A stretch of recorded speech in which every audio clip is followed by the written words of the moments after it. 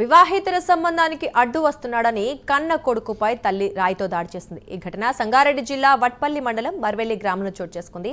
10వ తరగతి చదువుతున్న రాజుపై తల్లి దాడి చేయడంతో తలకి తీవ్ర గాయమైంది. దీంతో చికిత్స నిమిత్తం ఆసుపత్రికి తరలించారు. ఇక గతంలో పలుమార్లు తండ్రి కొడుకులపై దాడి చేయడంతో తల్లిపై బాలుడు పోలీసులకు ఫిర్యాదు చేశాడు.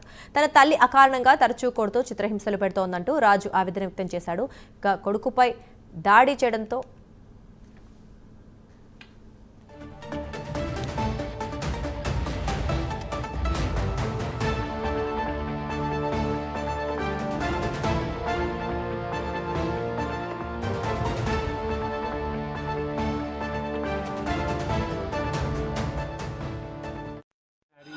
ఇంకా ఇల్లు చేరలేదు.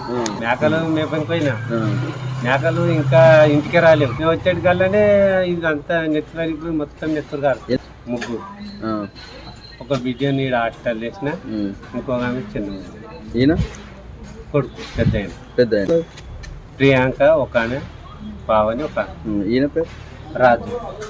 గిట్లా కొట్టింది. గిట్లా అనగానే బండి తీసుకొని సత్తా వద్దున అయినా ఏం వాళ్ళు వీళ్ళు చెప్తే ఏమనద్దు, మనం మండలం 10 అంటే సరే 10 అని అది తీసుకుపోయి రాయితో మొత్తం ఉన్న వాళ్ళందరూ నిండిరు.